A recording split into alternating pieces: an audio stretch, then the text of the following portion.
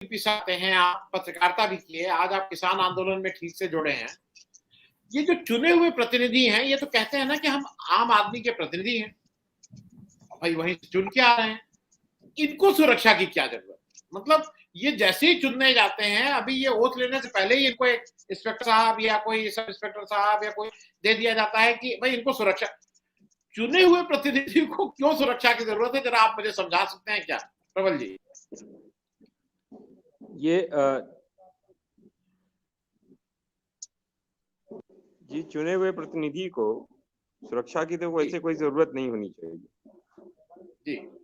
चुने हुए प्रतिनिधि को सुरक्षा की जरूरत तो नहीं होनी चाहिए। मेरी आवाज आ रही है ना जी? लेकिन ये आज के दिन में ये एक स्टेटस सिंबल बन चुका है। स्टेटस सिंबल ये है कि जिसके पास पुलिस की सुरक्षा है वो बहुत बड़ा नेता है या समाज में बहुत बड़ा उसका रुतबा है। वही नहीं, आज आम अदने से राजनीतिक कार्यकर्ता अगर किसी पार्टी में है और उनका सत्ता पक्ष में वो हैं, तो वो छोटा नेता भी चाहता है कि उसके पीछे एक गार्ड हो, पुलिस का गार्ड हो, और उससे वो अपने समाज में और अपने लोगों के बीच में रुतबा उससे उसका बढ़ता है। ये एक सामाजिक दृष्टिकोण है उस व्यक्ति का। वैसे जब मैं तो चुनाव लड़ चुका हूँ 2 बार, संदीप पांडे जी भी राजनीतिक कार्यकर्ता हैं, और वैसे मूलतः हमें किसी को, जब हम जनता के बीच में स्वतः जा रहे हैं, जनता के बीच में जाकर हम वोट ले रहे हैं, तब तो हमें सुरक्षा की जरूरत नहीं होती। तो मुझे समझ में नहीं आता चुनने के बाद जनता से क्यों सुरक्षा की जरूरत होती है। मुझे लगता है कि लोग डरते ये हैं कि हमने इतनी ज्यादा वादे कर दिए हैं, वो वादे पूरे न होने पे कहीं हमारे कुर्ते न फट जाएं। जनता से बीच जाने के लिए एक दीवार के रूप में, सुरक्षा दीवार के तौर पे पुलिस की जरूरत पड़ती है इन लोगों को। ये मात्र ये कारण। नहीं, लोग दूसरी दबी जो जबान से अभी लोग ये भी कहते हैं। संदीप जी ने बताया कि जी नहीं, संदीप जी ने दबी जैसे जबान से जी लोग ये भी कहते हैं, प्रबल जी, संदीप जी ने दबी जैसे जबान से ये भी कहते बताया, हैं। आपकी नहीं, आपकी आवाज नहीं मैं आ कह रहा रही। हूँ मैं कह रहा हूँ दबी जबान से ये भी जी कहते हैं, दबी जबान से, दबी हुई जबान से ये भी कहते हैं कि आप इतना माल कमाने लगते हैं चुने जी प्रतिनिधि कि उसको बचाने के लिए चाहिए, नहीं तो लोग छीन के ले जाएंगे। हाँ जी, ये भी एक कारण, ये भी एक कारण है कि राजनीति में जिस तरीके से उल्टे सीधे तरीके से पैसे कमाए जाते हैं, उसकी सुरक्षा के लिए भी ये सुरक्षा गार्ड की जरूरत होती है। और आज अपना विधायक हो, मंत्री हो, नेता हो, मुख्यमंत्री हो, इतना ज्यादा घेरा हो गया है। अब तो हाल ये है कि मुख्यमंत्री अगर किसी जिले में जाते हैं, उसके पहले ही तमाम राजनीतिक कार्यकर्ताओं, सामाजिक कार्यकर्ताओं को पुलिस जाकर पहरा देती है और वो उनको नजरबंद कर देती है। जहां तक अभी पूर्व आईपीएस ने बताया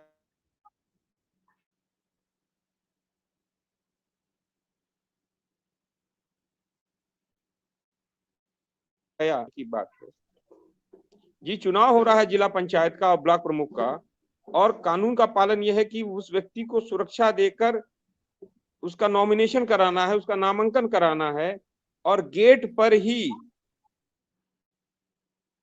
पुलिस की मौजूदगी में एक महिला की साड़ी खींच ली जाती है। लखीमपुर खीरी में कितने लोगों को पुलिस की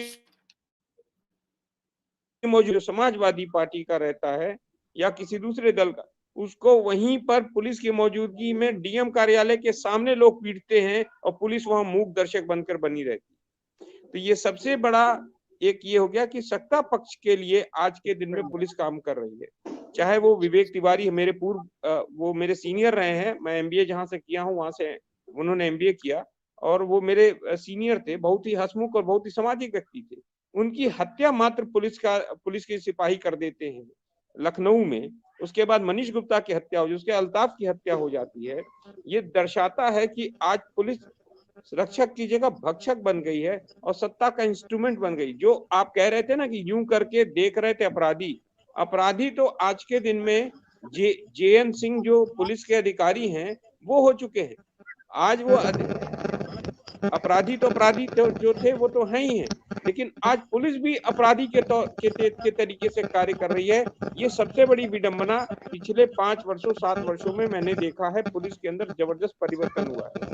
अभी हमें और पुलिस का काम ये होना चाहिए कि जनता को किस तरीके से सुरक्षा का भाव होना चाहिए। पहले लोग जनता के साथ बैठकर या शहर के इमिनेंट पर्सनालिटीज जो होते थे या सामाजिक कार्यकर्ता, उसके साथ पुलिस के कप्तान बैठा करते थे, मीटिंग्स करते थे, मोहल्लों में मीटिंग्स होती थी। वो सब तो अब हो गया है बंद।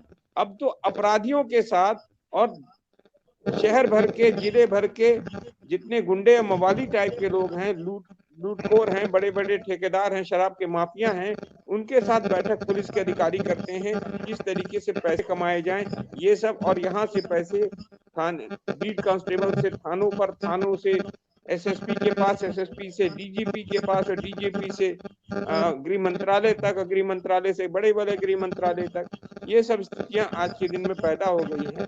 ये बड़ी ही दुर्भाग्यपूर्ण है और इसमें बहुत सारी चीजों में पुलिसिंग में सुधार की जरूरत है। और मुझे लगता है पुलिस रिफॉर्म्स की सबसे ज्यादा जरूरत इस समय देश में है। और वर्तमान में भारतीय जनता पार्टी शासित प्रदेशों में, खासकर उत्तर प्रदेश में तो जरूर है कि यहाँ पे पुलिस रिफॉर्म जरूरी है। ये मैं आपके माध्यम से कहना जी। प्रबल जी, एक चीज ये बताइए, हाल की 2 घटनाएं मैं लूंगा, बिल्कुल लेटेस्ट।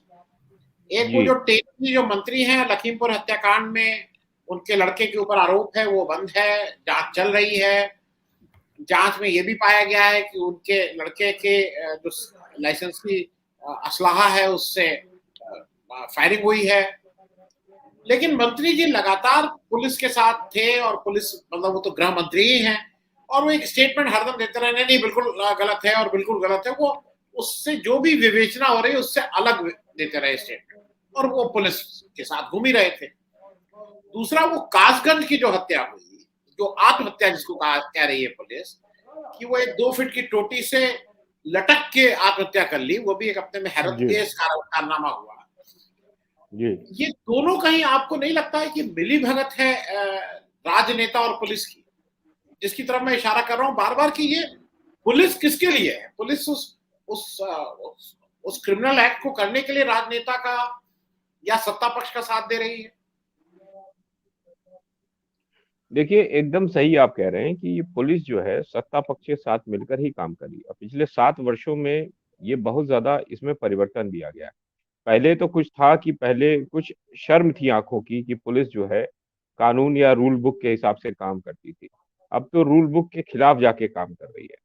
अब जिस तरीके से आपने टेनी मिश्रा के विषय में बताया, जय मिश्रा टेनी, और उनके लड़के ने जिस तरीके से जीप से रौंदा है लोगों को, और आज के दिन में जो मुझे खबर मिली, अभी मैं कल परसों पीलीभीत में था, एक हमने लखीमपुर किसान न्याय पंचायत वहां पे थी और मैं वहां गया था, तो हमें पता चला कि वहां पर जब 4 तारीख को सरकार ने कहा था, और एडीजी वो लॉ एंड ऑर्डर आए थे आनंद कुमार, उन्होंने कहा था कि हम दंडित करेंगे अपराधियों को। अपराधी जो थे टेनी मिश्रा के लड़के, अजय मिश्रा टेनी के लड़के आशीष मिश्रा, वो तो जेल से बाहर इस समय कहीं पे हॉस्पिटल में एसी कमरे में आराम कर रहे हैं। उल्टा किसानों के ऊपर मुकदमे दर्ज किए जा रहे हैं पुलिस के द्वारा। एसआईटी में बुलाया जाता है और एसआईटी में बैठाकर तेजिंदर विर्क को सुबह से शाम, जिसके ऊपर गाड़ी चढ़ा दी गई थी, बच गए थे वो, उनको सुबह से शाम तक बैठाया रहा गया और उनका कोई भी क्या कहते हैं, उनका कोई बयान नहीं दिया गया। इसी तरह रमन कश्यप जो पत्रकार थे, उनके पिता और उनके भाई को कहा गया पुलिस के द्वारा कि आपको भी हम मुजरिम बनाएंगे, आप लोग भी इस घटना में शामिल हैं। वो पिता और पुत्र जो है वो तो अपने घर पे थे, उनका छोटा भाई रमन कश्यप उसको कवर करने गए थे, पत्रकार जो थे जिनकी मृत्यु हो गई। और आपको जान के हैरानी होगी कि वो जीप रुकी थी, जो थार जीप रुकी थी, आनंदवर्धन जी, वो थार जीप मात्र इसलिए रुक गई थी कि रमन कश्यप उस टायर के नीचे फंस गए थे और ये घसीटते हुए लेके गए, चढ़ा दिया रमन कश्यप के ऊपर। रमन कश्यप का शरीर उस थार जीप के टायर के नीचे था, इसलिए वो जीप छोड़नी पड़ी, उनको भागना पड़ा, वो निकल नहीं पाए। और जहां तक आपने अल्ताफ के विषय में बात की, 2 फीट की चोटी पर जाकर फांसी लगाने की घटना है, ये अपने आप में एक अद्भुत केस है। और मुझे लगता है ये पूरे भारत में ही नहीं, इस दुनिया में ही नहीं, इस पृथ्वी पर ही नहीं, अगर ब्रह्मांड में भी कोई दूसरी सभ्यता होगी, या पूरे यूनिवर्स या ब्रह्मांड में कोई दूसरी सभ्यता मनुष्य की तरीके से होगी, वहां भी ये अद्भुत संयोग होगा और ये लिखा जाएगा, इतिहास में दर्ज किया जाएगा कि 2 फीट की टोटी से कोई व्यक्ति लटक के मर सकता है। ये पूर्णतः पूर्णतः जो है पुलिस का एक नरभक्षी चेहरा दिखा रहा है कि नरभक्षी हो चुकी है पुलिस। ये ठोकने की जो इनकी नीति है मुख्यमंत्री की, उस ठोकने की नीति में खुश करने के लिए किसी भी किसान को, किसी भी अल्पसंख्यक समुदाय को, किसी भी व्यक्ति को पुलिस मारने तक के लिए, और इसके लिए मात्र एक है कि हम मुख्यमंत्री, क्योंकि मुख्यमंत्री के नीचे गृह मंत्रालय है, गृह मंत्रालय की पूरी छूट है कि आप जो चाहिए वो करिए, आपको खुली छूट है। इसीलिए मनीष गुप्ता की हत्या कर दी जाती है गोरखपुर में। पूरे गोरखपुर के अंदर मनीष गुप्ता को लेकर, आपको नहीं मालूम, गाड़ी में लेकर उसको मारा पीटा, उसको गाड़ी में लेकर पूरा घूमे ये लोग, उसको हॉस्पिटल लेके नहीं गए। ये स्थितियां ये हैं। और एक और चीज देखिए, बिकरू कांड जो हुआ, उसमें पुलिस का ही व्यक्ति बिकरू कांड के अपराधी के साथ मिलकर अपने ही पुलिस वालों के ऊपर हमला करवा देता है और उसमें 10-12 जवान जो है शहीद हो जाते हैं। ये पूरा मसला जो है, ये सत्ता पक्ष और माफियाओं के साथ गठजोड़ जो पुलिस का इस समय हो गया है, और मात्र पैसा कमाने के लिए पुलिस डिपार्टमेंट आजकल मशहूर हो गया है कि पुलिस का नौकरी का मतलब पैसा कमाने के एटीएम मशीन हो गया है। और सरकार, सत्ता पक्ष में जो योगी जी हैं वर्तमान में, अगर मैं उत्तर प्रदेश की बात करूं या और भी राज्यों में हो सकता है, डीजीपी से लेकर नीचे तक, आपने कहा था डीजीपी की पोस्टिंग, डीजीपी की जब बात आएगी कि कौन डीजीपी बनेगा अगला, तो आपको तो मालूम है उसकी लॉबिंग होती है, यहां से लेकर गृह मंत्रालय तक लॉबिंग होती है। तो जो गृह मंत्री लॉबिंग के बाद डीजीपी बनता है, गृह मंत्रालय से लेकर और उत्तर प्रदेश के या प्रदेश सरकार के से लॉबिंग करके, तो वो तो जो कार्य करेंगे वो मुख्यमंत्री के अंतर्गत ही कार्य करेंगे या वहां के गृह मंत्रालय के अंतर्गत ही काम करेंगे। वो कानून के रूल बुक के अनुसार तो कभी काम नहीं कर सकते। तो पहले ये जो चीज है, निष्पक्ष रूप से सारे पुलिस अधिकारियों की नियुक्ति होनी चाहिए। अब तो एसएसपी की नियुक्ति भी जो है वो जाति देखकर, क्षेत्रवार जाति देखकर ही नियुक्ति की जा रही है, थानों में नियुक्ति की जा रही है। अगर फला जाति के मुख्यमंत्री आ जाते हैं तो फला जाति के पुलिस क्षेत्राधिकारी बनेंगे, फला जाति के मुख्यमंत्री हैं तो फला जाति के एसएसपी बनेंगे, फला जाति के क्षेत्राधिकारी बनेंगे। तो जब इस मानसिकता से, या बीट के कांस्टेबल बनेंगे, अगर इस मानसिकता से सरकारें चलेंगी और मुख्यमंत्री लोग चलेंगे तो कभी भी जनता को न्याय नहीं मिलेगा। जनता के लिए पुलिस काम नहीं। एक अदना सा सिपाही उत्तर प्रदेश के अंदर इतना ज्यादा महत्वपूर्ण है कि बड़े से बड़े एसएसपी और बड़े से कुछ